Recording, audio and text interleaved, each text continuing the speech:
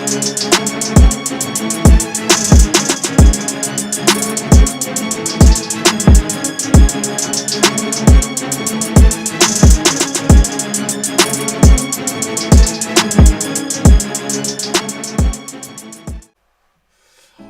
up? It's your boy T-Bear here with a new wrestling review, and we're gonna do the wrestling review of last night's NXT WWE NXT matchup. And the reason I'm pulling this picture up because I'm loving, like I said, once again, I'm loving the respect out of these two they have with each other. There's no snagging and all that. We'll get into that soon though. We're gonna start from the beginning to end though. First off with Giant Gargano, who is now to be the one to face off against Grayson Waller.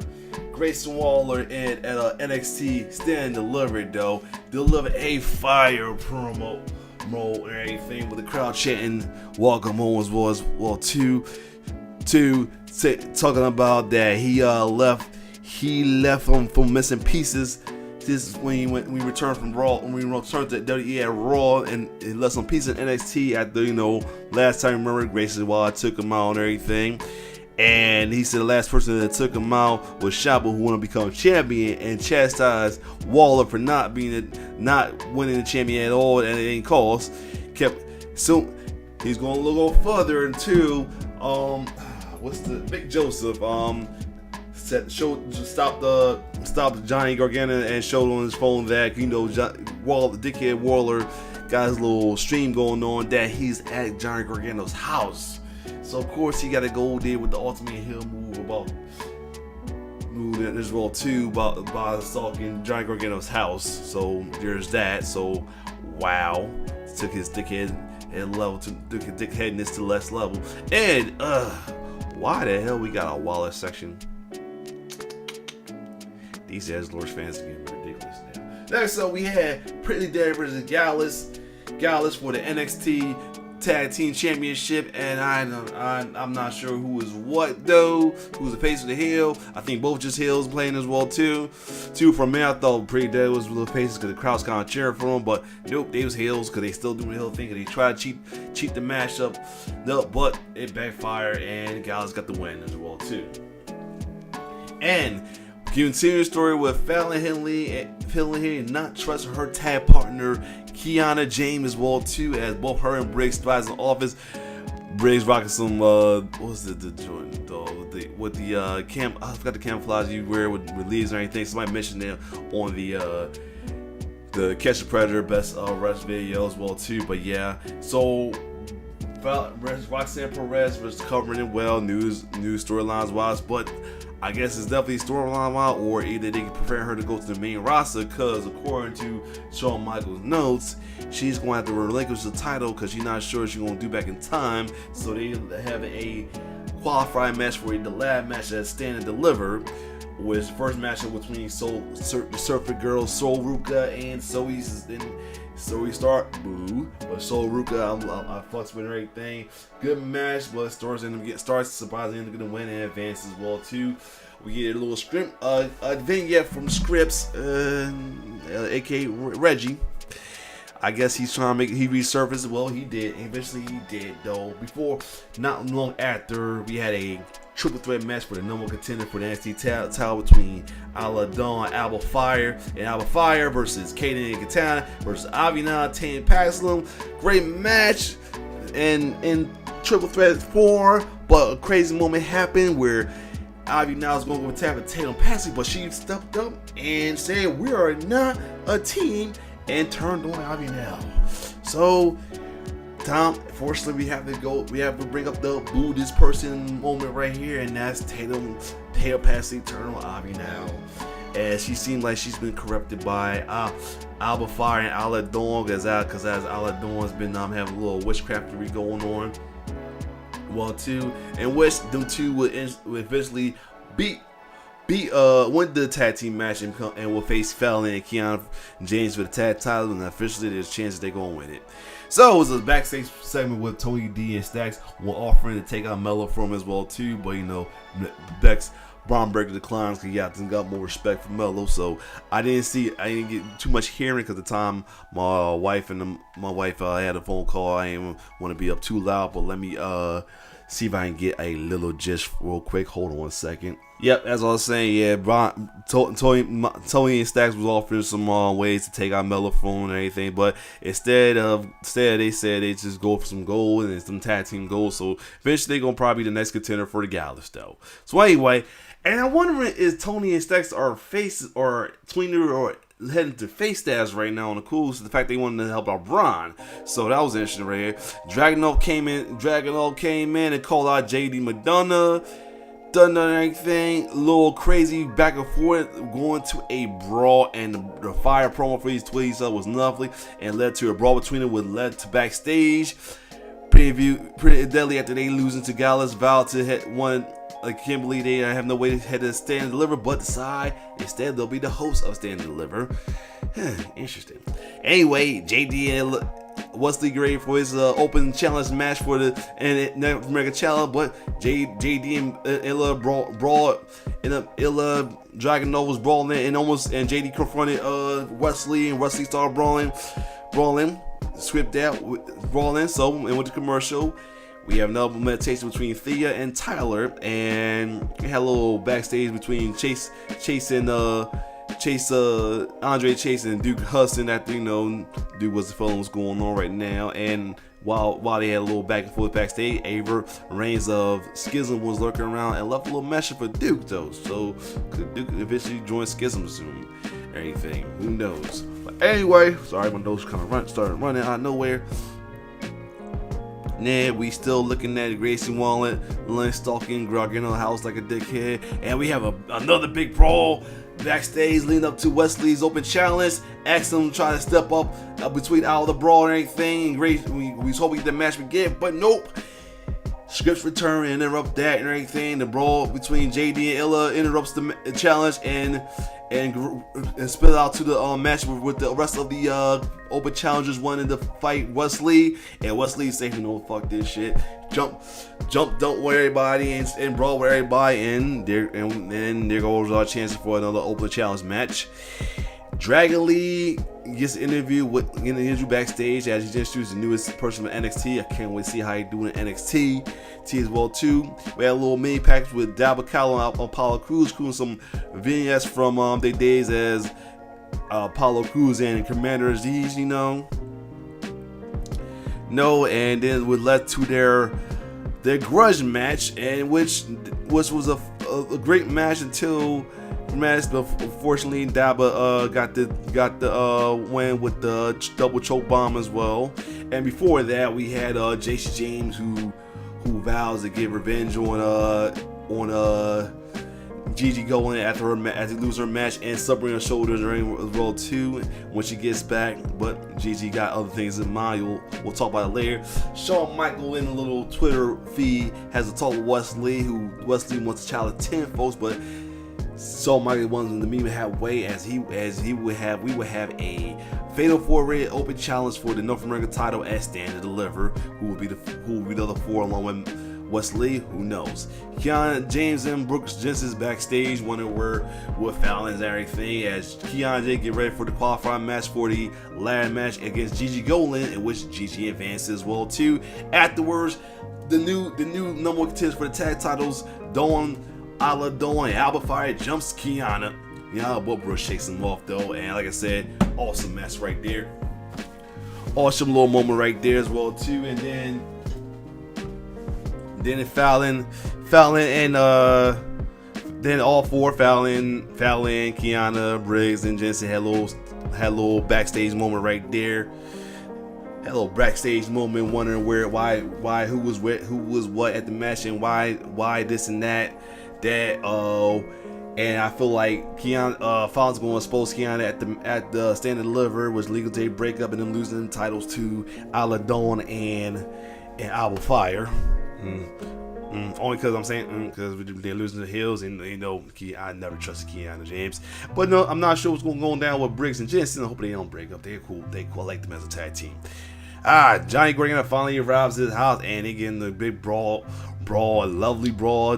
Like Johnny and had the upper hand on Gargano, but no, Johnny had the upper hand on Waller, but Candice was checking on him and got a little distracted. And Waller took advantage of that while he was distracted by Candice, his wife Candice, and his son Quill, and beats him down. Candice, along with holding the Quill, checks on Johnny Gargano. Kind of wish she put Quill to bed. Quill put the crib and came out and helped him a little bit, but that didn't happen. So we get at Mellow Hayes and Braun Breaker, and funny thing about it, somebody put the part from the movie with Lakeith Stanford. Hold on, I got a little something on my lip. Sorry about that. Lakeith Stanford. I'm trying to remember the Lakeith Stanford movie. It's like Thank You. I think it's called again. Thank You, something like that. The customer service movie. What's it called? Sorry to bother you. Yeah, where him and the other guy was talking how was like complimenting each other in an argument way. They was like that was going at it between Mellow Hayes and Braun Breaker though. Like I said, I feel like Mellow Hayes gonna turn face after the match if he wins or lose though, because one, the crowd always been on already. Two, he's have a little bit of his cockiness, but not as much as he was during his other matchup as well. Two, even surprisingly, not even Trick Williams was having shenanigans, but I'm going on ahead. They about to have contract signed, but nobody to host to sign in. And who comes out? The host of the Stand and Deliver, Pretty Deadly. So they had to give some heels in there, so it protects both Braun or Mello going full heel, going on any kind of heel route, whatever, or any kind of way and everything. With them keep interrupting them, and Mello and Braun had to check them for interrupting their little combo or anything. But anyway, like I said before, I'm loving the respectable face-off between these two right now. There's no shenanigans between these two. This is two guys who tagged together in the War Games or anything game. You know, Braun was a face, but he was like tweener for the moment during the War Games, and Mello was full heel. You know, I'm gonna tell you one time, I never understood that heel turn for Mello in the first place.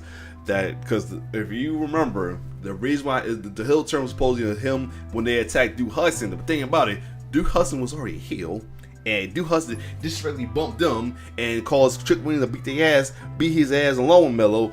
But why was that a heel turn? I never understood that. But anyway, I'm glad that they got this respectful way, and they even kept respectful, because Pretty Deadly was wanting some drama for it, because they shook hands and signed the contract, and by the when they merry way, they get to the show look like they're gonna fight each other, but instead both of them took out Pretty Deadly on the table and everything, and you got the face off right here though. So all in all, no downside for me for NXT. Everything on NXT was pretty good for me. Now, I mean, pretty solid, pretty good. I'm saying, I guess maybe the script vignette was somewhat of a downer, because I don't care too much about script as well too. I was a waste when I found out it was Reggie in the mask. Highly disappointed. And this was a quick freeze. Anyway, highly disappointed that was the that he was scripts. Other than that, next I recorded last night, today on Tuesday, but today's Tuesday. I'm really recording this right after watching NXT episode of NXT. Like I say, NXT Takeover. No, ain't no Takeover yet, but NXT, and next one we'll see is from AEW. I'll probably do a reader right afterwards or the next day in the morning. Either way, there you have it. Your wrestling review for NXT. Also and more, and I say and more, because there's some rumors going on that came up on the wrestling page that I follow on Facebook for 434.